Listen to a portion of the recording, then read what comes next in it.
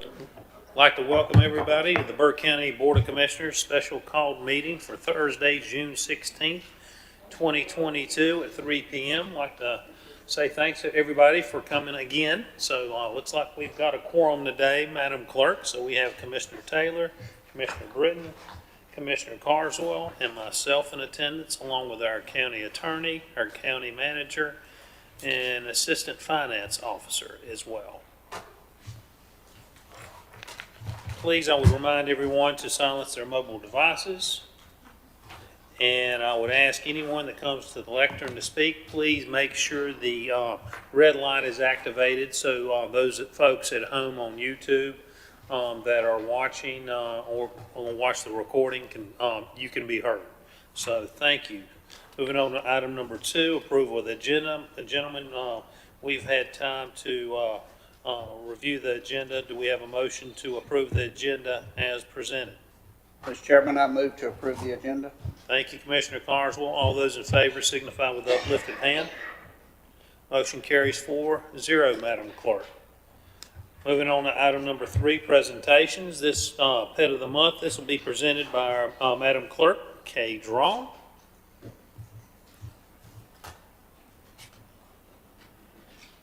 Thank you, Mr. Chairman, members of the board. I'm filling in for Caitlin. She's a little under weather today. This is a placeholder item for the regular meeting. We will, hopefully, unless they get adopted this weekend, which fingers crossed, we will have Halo, a 2-year-old shepherd mix who is completely adorable, loves tummy rubs and long walks, and is just completely precious. And we will have Murphy, a 1-year-old male lap kitty, featured as the pet of the month. So, but we are hoping that, they and many others get adopted at the shelter this weekend. If I could also call your attention to our Dogs Day Out program. This is where you can come by the shelter and check out a pup and take him for a walk, or take him home and play with him a little while and then bring him back. This helps us get to know his personality outside the shelter. It gives them enrichment and it reduces their stress level from being in the shelter. So come by and check out a pup.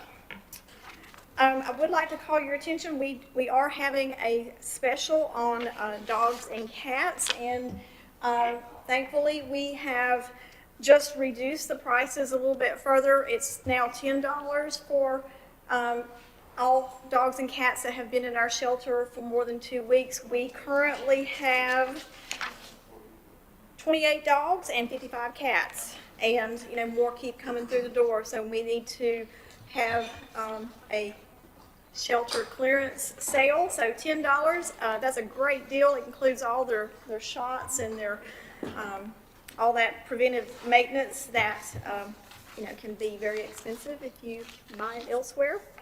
And if you don't mind, I would like just to read a short Facebook post from our Friends of Animal Services that was posted this week. And it goes like this: we schedule regular adoption events and fun things on and off site and do our very best to get all our animals into great homes. We spend countless hours updating Facebook and Instagram posts, getting our animals professionally photographed, provide enrichment, adoption events, meet and greets, and etc. But the sad truth is that we are a staff of 4 and our shelter is completely at max capacity. We are at a standstill and cannot continue to help animals in Burke County until we get some of these animals out of the shelter. Our staff will be faced with making some hard decisions if we can't get things going in the right direction as soon as possible. And as I mentioned, we have 28 dogs and 55 cats. This is how you can help. You can adopt. That's the most ideal situation. If you can't adopt, please consider fostering. This is a short-term situation where you take a pet into your home and everything's provided, and that is greatly beneficial to the pet, the shelter, and it's a great thing for you and your family as well. If you can't foster, we ask you to consider volunteering. And if you can't volunteer, we ask you to sponsor pet fees. That way somebody who might want to adopt a pet but may not have the funds to do so, that will not be a barrier to keep them from adopting. And finally, we would ask that you share all our Facebook and Instagram posts to help spread the word of all these great things that the staff are doing to try to get everybody into a loving home. I'd try to answer any questions if you have any. Gentlemen, any comments? Okay, great presentation. Let's hope Halo and Murphy are not going to be around for our regular meeting. We'll have some fresh faces, so, If not, we'll find 2 more. yes, ma'am. Thank you. Thank you. All right, gentlemen, we'll move on to item number 2 under presentation. This presentation will be by our General Services Director, Mark Delahunt. He will, speaking about the designs for Jonas Ridge and East Burke Convenience Site. Mark, how are you today, sir?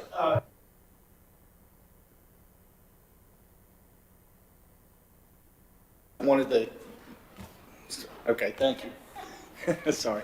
Benji Thomas, one of the engineering, the East Burke site will be with us, and we've been working with McGill. We'll have some slides to share at that time that show some of the layout, and we hope to also have some potential costs involved. I didn't know this was item number 2 today. I apologize, but I'll be have everything lined up for the next meeting, share some really good information with y'all. We're really excited about that. So that'll be available for Tuesday evening? Yes, sir. Okay. That's Gentlemen? correct. Okay. Thank you, Mark. We'll move on to presentation number 3, recognition of Health Department for receiving the Ronald H. Levine Legacy Award. Gentlemen, would y'all like to come forward? Danny? You're here. I see I'm under here that I was supposed to present, but you made it all the way over here, so. Well, I'd say thank you, commissioners, it's been a blessing coming here. I've been here almost a year now, and it was quite a surprise. The award is given to people who work in public health in North Carolina for service to North Carolina public health, and it was a surprise. I was one of the co-recipients of it this year. It's quite an honor. I think we've done some good things at the health department so far in the time that I've been there, and I'm proud to serve Burke County, and I'm looking forward to continuing to do that.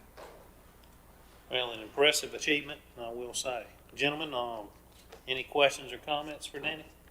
Mr. Chairman, this is an impressive achievement. There's not many people that's been in a position like Danny has for a short period of time that has ever won the Levine Award.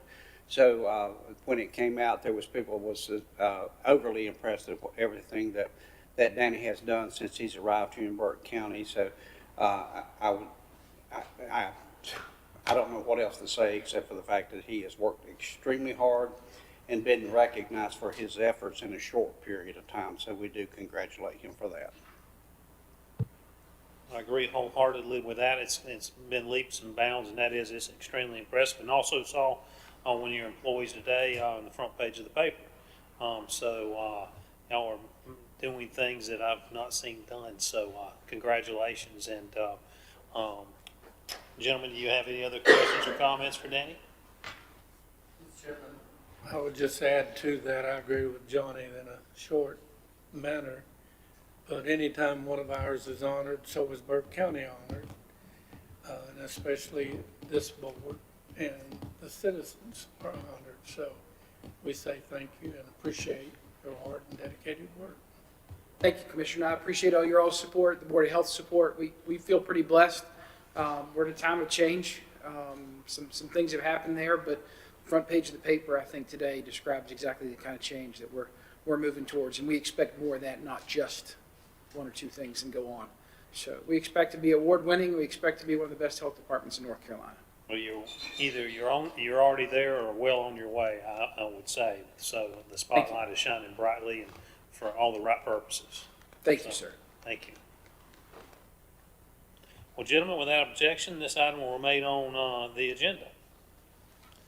We'll move on to item number 4, scheduled public hearings. This will be presented by County Manager. Adoption of F1 2022-2023 budget and public hearing set for 6 p.m. this coming Tuesday.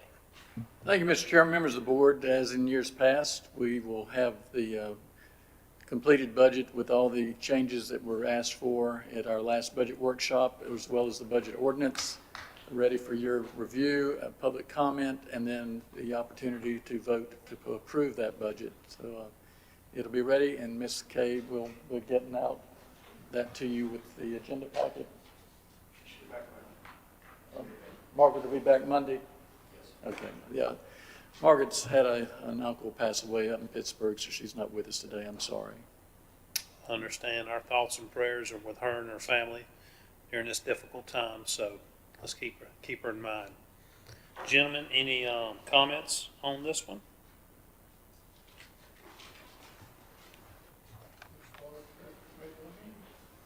All right, there being none, without objection, this item will remain on the agenda. Thank you. Gentlemen, we'll move on to item number 5, consent agenda. Item number 1, clerk appointment to CTCFPT, presented by Mrs. Kay Drone. Madam Clerk, Thank you, Mr. may want to Chairman. remind everyone what CTCFPT is. That is the Child Protection, Child Fatality Prevention Team. And this is a request to appoint Brandy Talbert to the Child Protection, Child Fatality Prevention Team, seat number 4 at large, to complete the remainder of a term ending April 30th, 2024, and to approve a residency exception to section 2-88 of the Code of Ordinances. Gentlemen, any comments? All right, well then we'll move on to item number 2, Madam Clerk, resolution updating plat review officer for Rutherford College. Thank you, Mr. Chairman, members of the board. Rutherford College has requested that they update their plat review officer to Todd Justice, a planner with the COG, and the resolution in your packet removes Kenneth Gaithers, who is their town manager, and it replaces it with Todd Justice, planner with the COG. Gentlemen, questions, comments on this item? If not, without objection, this item will remain on the consent agenda. Thank you. Thank you, Madam Clerk. We'll move on to item number 3, finance, FY 2022-2023, general liability, workers' comp, insurance renewal, and this would be presented by our Deputy Finance Director, Mr. Scott Cook. Scott, how are you today, sir? Hey, how you doing, Commissioner? Pretty good. This is simply our yearly renewal for property, general liability, and workers' compensation insurance that we get through ACC each year, and we get through the rates this time of year. The amounts are $564,263 property and $237,686 for the workers' comp. And again, it's through the NCACC risk pools that we've used for a number of years here. And it's adding the two together, it's a 5% increase over last year, which we think is pretty good with the inflation the way it's been. So, Absolutely. Gentlemen, questions, comments for Scott? If I can read my own writing, I had a question. I think it's about the, it's page 18, law enforcement liability budget. Let me see if I can get to that.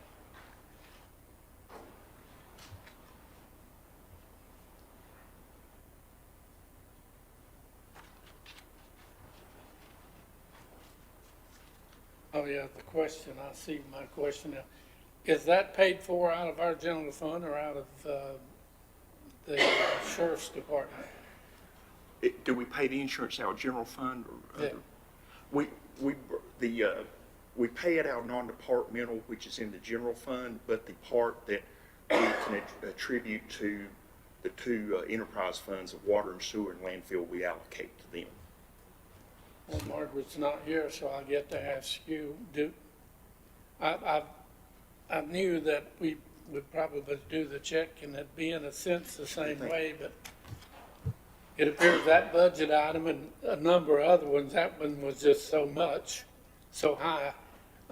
I just wondered why it's not charged back to the department that, I believe I'm telling you correctly on that. I know in the general fund, we don't charge it per department. We get the workers' comp claim and we can break those out by enterprise fund and, the general fund departments or whatever when, as well, what I'm saying, but. And I'm assuming, Brian, you might answer this question. I'm assuming because we've got it all together, it's probably a lower cost. Are we saving money by doing that, or would it make any difference? That is the way it's explained to us, that if, it's here about bundling it or whatever, and then they give you some sort of credit for the number of years that you stay into it, so we're supposed to get some sort of credit that way as well. And, Well, the point for the questions is real simple. It gets attributed back to the Burke County general budget. I'm sorry, sir? It is paid for by the general fund and not the department that is receiving the insurance. And the question I was gonna ask Margaret, can that be done, or is it just a whole lot simpler and does it save us enough money just to keep it as it is? Yeah, like I say, we're paying it out of that non-departmental, which is within the general fund when we get that bill, but those, the workers' comp claims and things, what I'm saying, we can break those out better, but, Can I Thank you. interject? This is workers' comp for all county employees, so it's irrelevant about the department. Now, when the sheriff asks for some special lawyer services that, they can call up at 2 a.m. and can I kick the door in? I think that's having to be paid out of special monies that he has from drug buys or whatever else, where they foreclosed on things. So that would be a different type of insurance or service that we would make the sheriff use non-taxpayer dollars to pay for if he wanted it. yes, I didn't realize that was what you were referring to. Yeah, that is not a part of this. Okay. Mr. Chairman, one more Yes, sir. comment, if I may. The purpose for those questions is, and we've discussed this a time or two in the past, is to try to get true accountability of where the money's being spent is tagged to the department that it benefits. It can be hard to, there's a lot of complexity And to that's it. the reason for just so you understand the question. Thank you, sir. Yes, sir. Any other questions, comments, gentlemen? If not, Scott, thank you, sir. We'll move on. So, without objection, this item will remain on the consent agenda. That being said, we'll move on to item number 4, General Services, Labella Associates Annual Services, FY 2022-2023. And again, this will be presented by our good friend Mark Delahunt, our General Services Director. Thank you, Mr. Chairman, members of the board. Yes, this is the contract for engineering services and keeping us in compliance out at the landfill. One major difference between this and last year's was about $30,000 is task number 6. Get landfill gas remediation at the East Burke and Kirksey Drive landfills. That has been put off a couple of years. We've gotten extensions for this because we're trying to get the new East Burke site up and going so the work can be done out there. And we want to do both Kirksey Drive and East Burke at the same time, maybe save some costs. So that's the only difference really between this one and what we had going on with them last year is that one task number 6, and that's why it's been put off some. So if you have any questions, I'll be happy to answer them or try to. Gentlemen, questions, comments?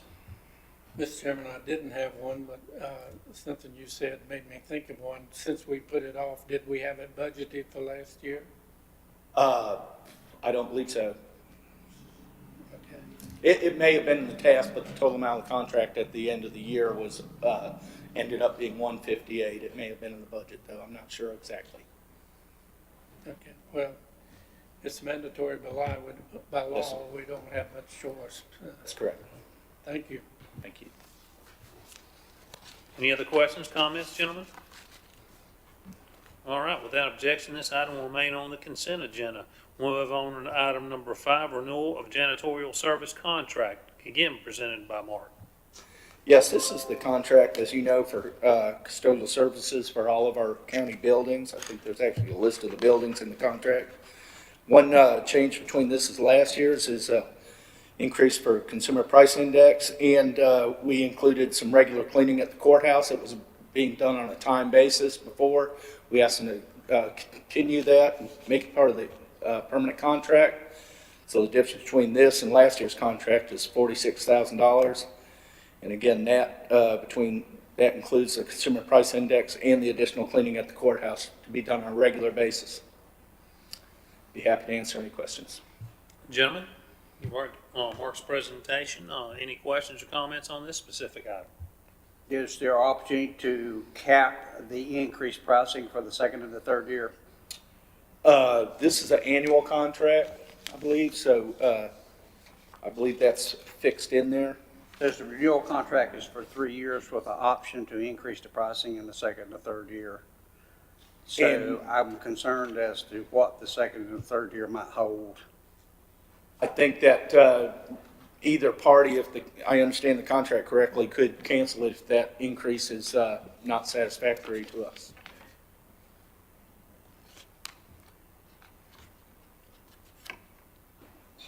The increase would be due to, in your opinion, what, if there would be an increase? Consumer price index, like inflation or whatever. He'd have to justify it, I would think.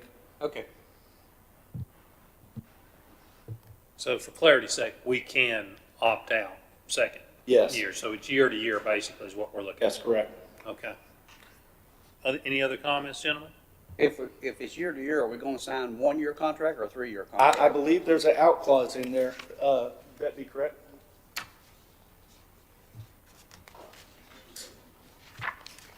I'd have to look at that closer, but I believe there is an opportunity to opt out each year. It says the contract shall begin July 1, 2022 and shall extend through June 30th, 2023. The county may further extend the contract terms for a second year upon the same terms and conditions set forth therein upon 30 days written notice.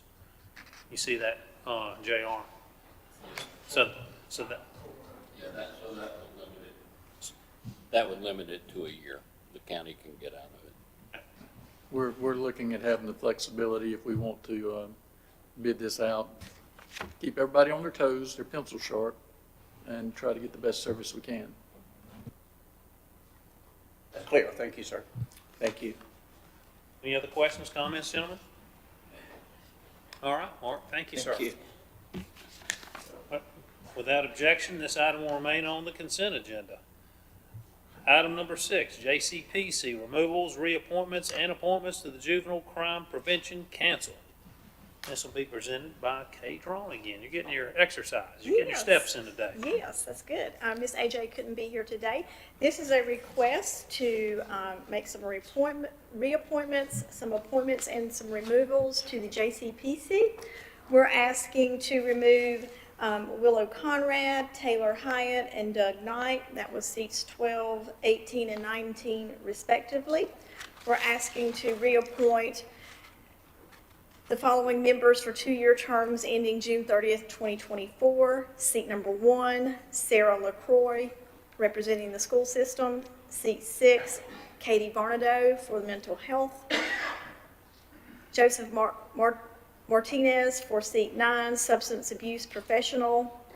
Seat 14, Brooke Mills, juvenile defense attorney, and we do have Brooke's application now.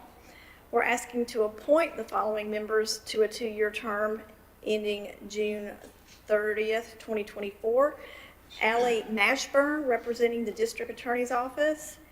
Brandy Talbert for seat 15, representing the chief district court judge's office. Jeffrey Beck, an at-large seat for seat 21, and Chris Norman, seat 24, which is also an at-large position, and we also have Chris's application on file now. We're also asking, lastly, to approve any exceptions to the residency provision of the Code of Ordinances, if there are any of these folks that need it. Gentlemen, you've heard Madam Clerk. Any questions, comments? Okay. Thank you, Madam Clerk. Thank you. Then, gentlemen, without objection, this item will remain on the consent agenda. We'll move on to item number 7, ROD, matching funds for ROD grant program. And this will be presented by Trista Ennis. Trista, how are you today? Good evening, Commissioners. How are you? We are here to request approval of a $2,000 local match for the Register of Deeds grant program. We had submitted our application April 27th, 2022 for $2,000, and this grant requires a 100% local match for a total of $4,000 that we would use for preservation of historic records in our office. If approved, we intend to use this grant money for restoration, preservation of approximately 2 volumes of our historic marriage licenses dated from 1866 to 1873 and 1874 to 1877. Currently, these vital records are housed in a banker's box and need significant restoration to prevent further deterioration of these records and to ensure that we are able to provide a durable and sustainable permanent record of these important vital records. Any questions? Gentlemen, questions, comments? Mr. Chairman, just for the benefit of the audience and the people here, when you do this changeover and get it on this new process, how many years do we expect that record to last? The records to last, we're hoping for like at least 100 years. I mean, the records, when they're restored, last for a long time. Now they've, we're kind of deteriorating, so maybe Yes. longer than that. Yes, a nice presentation, the pictures and all. Thank you. I hope I did good. I'm filling in for Tyra and Stephanie today, so. But obviously, we need to protect some records. But I do notice, my second question would be that you're asking for $2,000 and the project total is $4,440. The rest would come out of our automation funds. Okay, all right. Thank you, that's all the questions I have. Gentlemen? Mr. Chairman, when the record is restored, in what format is it still in some type of paper format? They're generally sealed in the plastic and put in a binder type book is what our other ones are. I assume that those will be the same way. It's kind of like a lamination type process? Yes. Thank you. Any other questions, comments, gentlemen? Trista, I will say, it's probably been 6 years ago since I went down in your basement. And, for those that are listening and have never been in there and taken the tour, there's literally, I'll say hundreds, if not thousands of volumes that need to go through this process. And if money was not an object, there's several $100,000 worth of work Very just to do expensive. just to give people kind of a grasp, because until you've seen it, it is unbelievable. And you're talking about we're losing documents that cannot be replaced. So I'm glad to see this is on the radar, and it has been with y'all for some time. And I just wish there were ways that there were bigger monies out there that we could anchor to solve that problem. And maybe there is. We've got a new grant writer, so at some point maybe we can find a solution to get larger amounts for that, because it's I think people are just very unaware of how big that problem is. So great presentation. Thank you. All right, gentlemen, without objection, this item will remain on the consent agenda. That brings us to item number 8, Tax Department Tax Collection Report for May 2022, presented by Mr. John Bridgers, our Tax Administrator. How are you, sir? Doing well, thanks, sir. Mr. Chairman, Commissioners, report is from July 1, 2021 to May 31, 2022. For property taxes, we have collected 101.22%. For motor vehicle tax, we have collected 99.41%. And for current year taxes, 101.03%. For delinquent taxes, 105.85%. And late listing penalties, we have collected 119.11%. And for the tax levy, for that same period, we have collected 98.38%.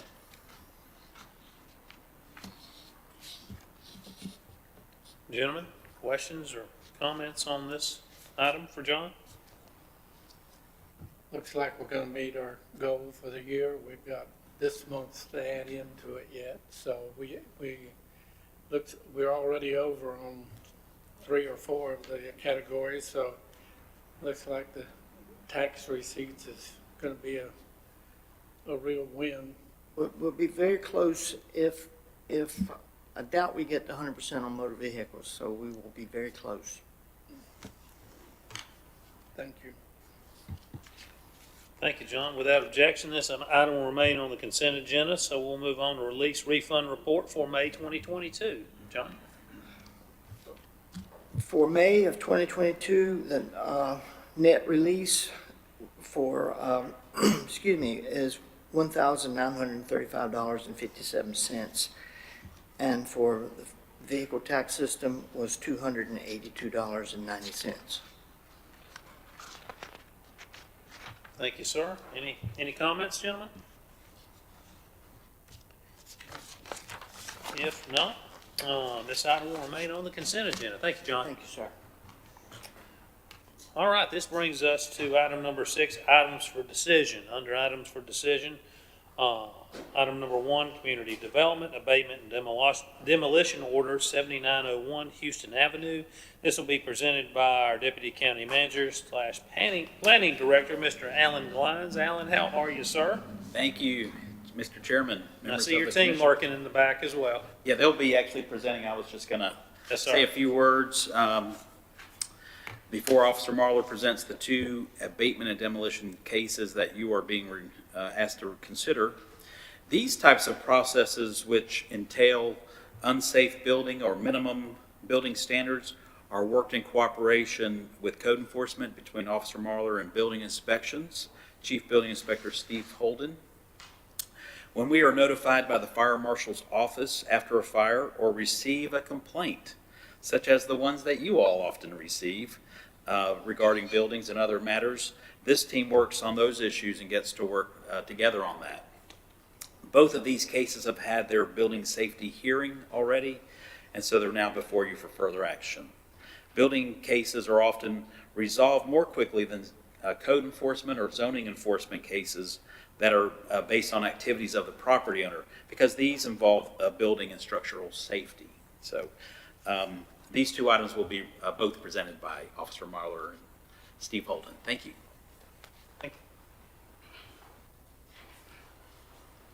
Good afternoon, gentlemen. My name is Deputy James Marler. I assist in the Building Inspection Department after gaining my probationary building level 1 through the state of North Carolina in February. This case, the 7901 Houston Avenue, was brought to our attention from the Fire Marshal's office via letter, email. According to the Assistant Fire Marshal, Robert Bishop, he described the fire as being a total loss to the home. Several members of that home were displaced. En route to go to that place, I got a call from some of our narcotics task force agents that requested my presence at the same location due to they were working a sting operation with Catawba County. There's some sensitive stuff in there that I can't tell you, but they were looking for several subjects that could possibly be at this location. When I got there and took some photos of the home, which are in the packet, this is the day that I was down there and took the photos on 2/1, February the 1st, at which time there was a drivable motorhome parked beside this home. And these are the photos after, but anyway, there were several people in the motorhome that were not property owners. One of them was the property owner, but the other folks were identified and sent on their way. They were not, they had permission to be there from the property owner, but they could not stay. The neighboring property, which is a local business, provided an extension cord to the camper because it was a weekend. It was cold that weekend. Just kind of help thy neighbor out kind of deal.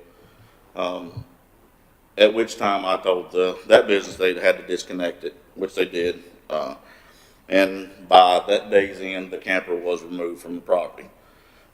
So I informed the property owner, Mr. David Parker, of the condemnation process, and within 10 days, there would be a hearing within our office here to discuss the options for him, what he could do as far as state statutory requirements go. The hearing was held on the 14th of February in the office via telephone conversation with Mr. Parker. Went through the options. He had the option to either board it up or demolition, the whole home, and clean up all the property. Well, the home was built in the 40s, so in order to bring this home up to current building standards would take an extensive amount of money. So, and plus there was no insurance on this home either. So, after the 60 days time deadline was gone, then that's when we began the process of bringing it before you guys.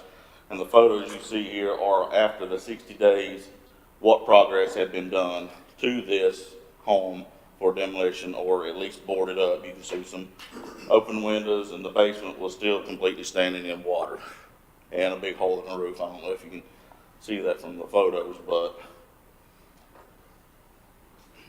that's kind of where we are to this date. It is my understanding, and Chief Building Inspector Stephen Holden, that this home is unsalvageable. It is beyond repair. So I'm asking for monetary funds to demolish this property and a lien put on the property in that amount. Any questions? Gentlemen, questions, comments?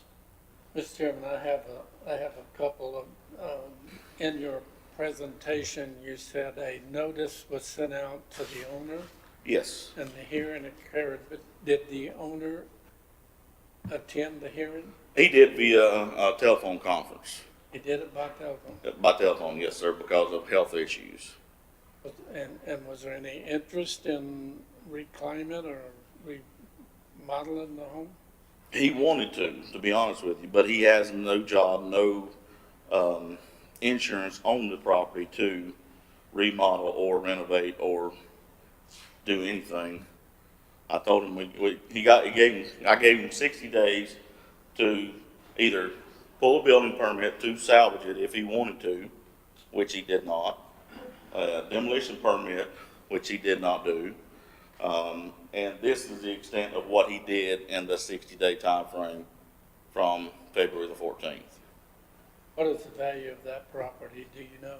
Is there a To be honest with you, value on the tax rate? I do not know, other than the tax value. I can probably give that to you.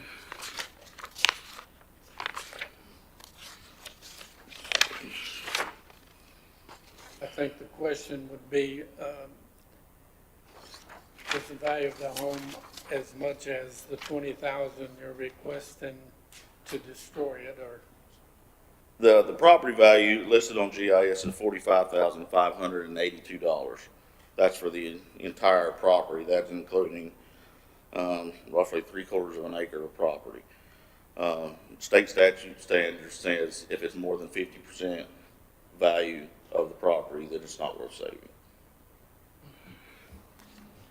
And the final question I had, is it a suitable training event for the fire department that they would learn it for practice? And That is a question I do not have an answer for. That would be for the fire department to make that determination. I will tell you that in my investigation into this, there's been multiple calls for service for law enforcement to arrive on this thing, from suspicious people to drug activity to warrant service to that kind of stuff for this particular location. Everywhere, if you go to Houston Avenue, if the road officers get a call, they know exactly where they're going. It's this property, every time. And also, the property is less than 800 feet from a public school, which would be East Burke Middle School. well, I have been seeing houses remodeled and reconstructed, relived in that I never thought would have been done. But the housing shortage and the demand for housing has created that. And that one really looks bad. I don't know if it's, as you said, it's probably not salvageable. And this is just photos from the outside. I did not go into the property other than to stick my head and the camera in the window and snap a couple photos because without standing on the porch and afraid something would fall on me. So, in words of Chief and Building Inspector Steve Holden, anything can be fixed, just depending on how much money you want to put into it. But 50% value of the home is not worth it. It would be more cost effective to demo it and start over because it was built in the 1940s. And to Commissioner Taylor's comment, we've already had one burning train event. It sounds like already on this property, and they're the one that recommended it. And best thing you can do with something like that is just bulldoze it. And so I'm in agreement. Any other questions, comments? Another question, I believe it calls for 20,000. Is that for both homes? No, sir. This, I did have a general contractor, demolition contractor, just go by and just give me a rough estimate of this property and the next one as well. Just kind of throwing some numbers out there. The 20,000 is well above what he gave to demolition this particular home, but given there were some other circumstances with this one, I'm requesting the $20,000. I think it will be substantially less than 20,000 to demolition this property, this home, and clean the entire property up.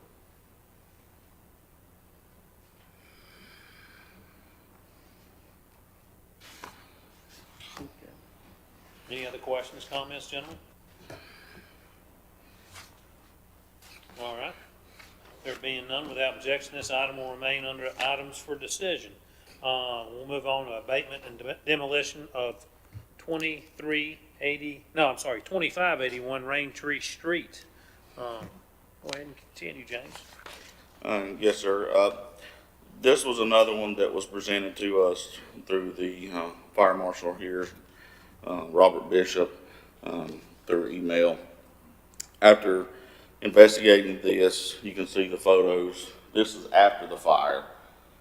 I'd had a couple of code enforcement violations at this property a couple of years ago with a bunch of trash and just vagrants, that kind of stuff, breaking the windows and the doors.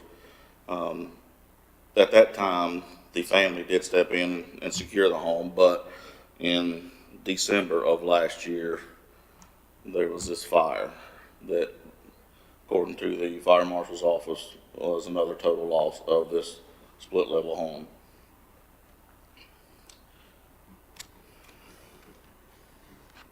And there's substantial damage on the interior. Just like the other one, this was probably just a little bit worse for the wear than the other one, given the two levels. The hearing was held in January 14th, at which that hearing nobody attended. Didn't have an address for any family member. The family member, the person who was listed as the owner on GIS, had deceased some years ago. No further contact with any kind of family, friends, relative, anything like that. I did in March of this year, did get a hold of a bank in California that advised they would seek to remedy the property. And per Steve Holden's request was to get a structural engineer or a private home inspector to inspect this home just for the structural stability of this home. He can elaborate to that if They you'd gave like. us a date that they were going to demolish it, but then no one's ever done anything, and they never showed up. And now we haven't been able to get in contact with And them. We don't know why that paused, but we had 3 different dates for demolition that it was going to be demolished, but they came and went, and no further contact from any kind of bank representative or foreclosure We're asset. receiving a complaint on this from the neighborhood about once a month now, every time what's going on. Yeah, this one, along with the other one, was multiple calls for service for vagrants and drug activity, just you name it, warrant service that, and every neighbor in this neighborhood on Raintree Street has called at least once or twice to our office to complain about this particular property. Because they've got small kids and animals and dogs and pets running around this neighborhood that they don't know what property lines are, so they go in and rummage around. And this property is just a hair over a mile from another public school.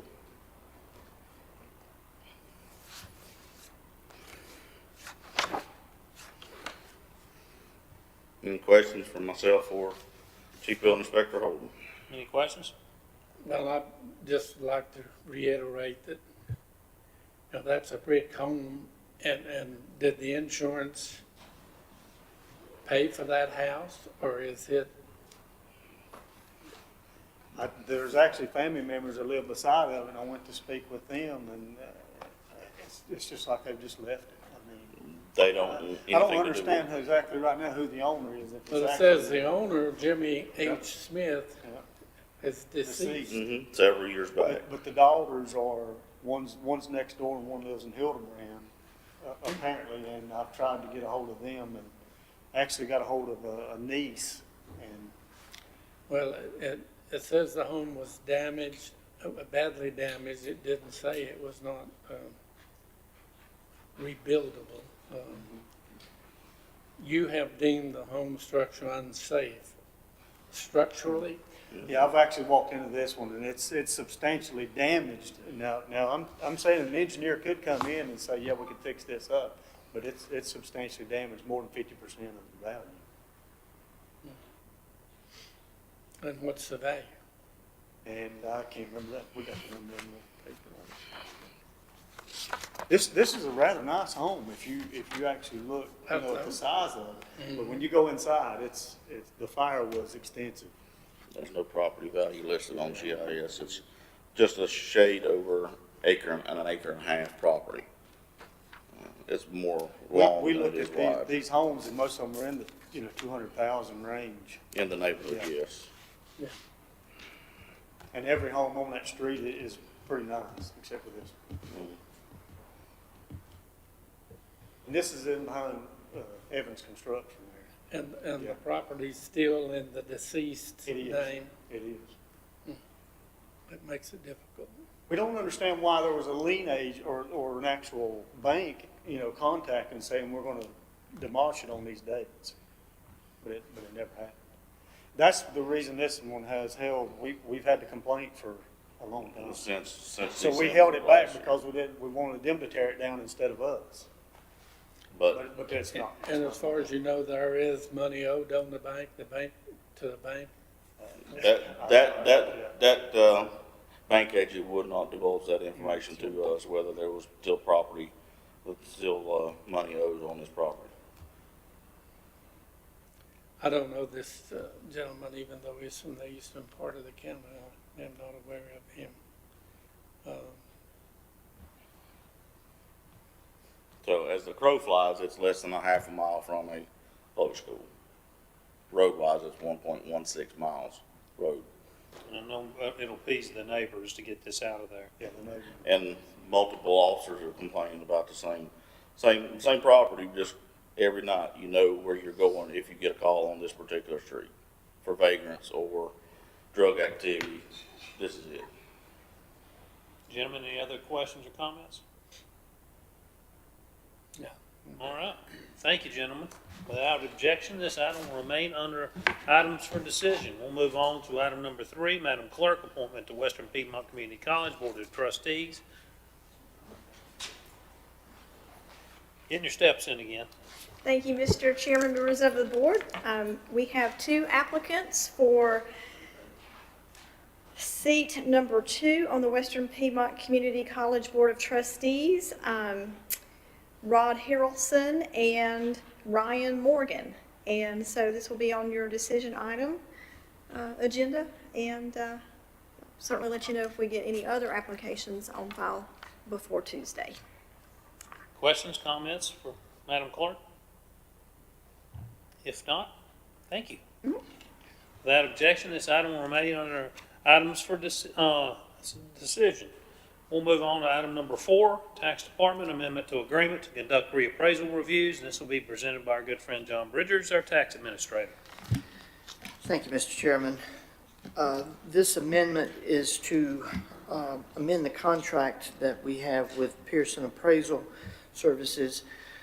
When they first began looking at the reappraisal that's required by statute, that random study by the Department of Revenue indicated that we needed a full list and measure.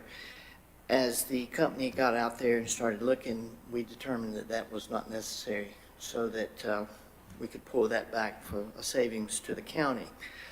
At the same time, there was a plan to contract with the somebody to do the commercial property, and with working with staff in the tax office. And the fellow that we were going to contract with had the audacity to go up and die on us. And then the 2 people in the tax office have retired. So that left us was needing some more help. So we've taken the money. What this amendment does, takes the money we would have saved and put it over to the commercial property. Gentlemen, you've heard the presentation. Any questions or comments for John?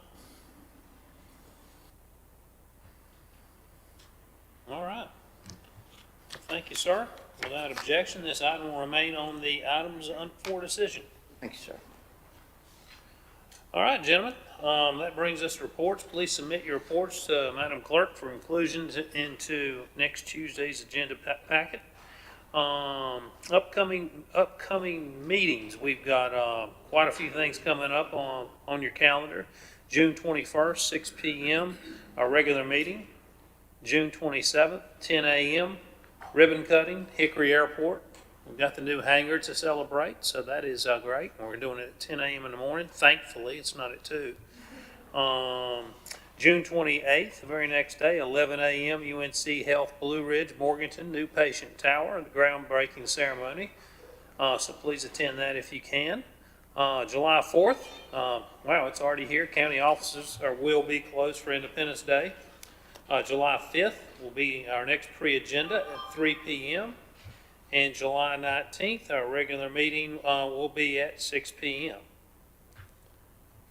So that being said, gentlemen, there is a need for closed session today. So if I would accept a motion to go into closed session pursuant to NCGS 143-318.11A, 3, 4, 5, and 6.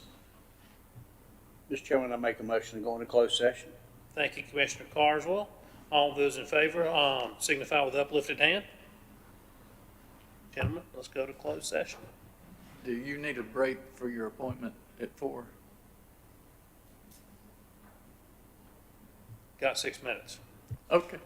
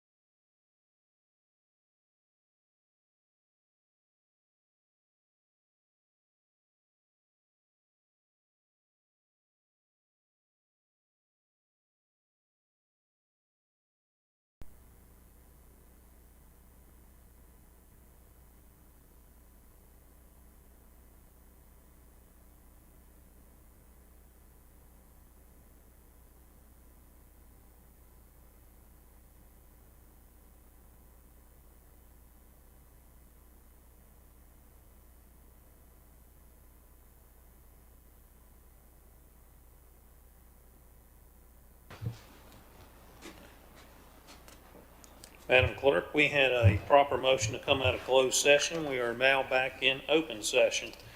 Gentlemen, what's the pleasure of the board?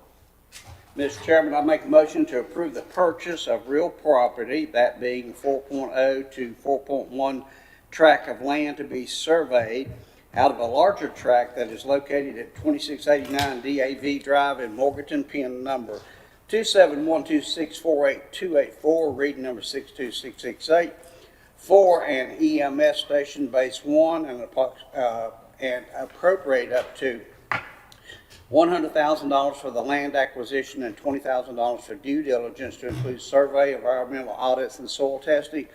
Further authorize the county manager to execute the offer to purchase and contract between Mr. Larry E. Fan and Burke County on behalf of the Burke County Board of Commissioners. Thank you, Vice Chair Carswell. All those in favor of the motion signify with uplifted hand.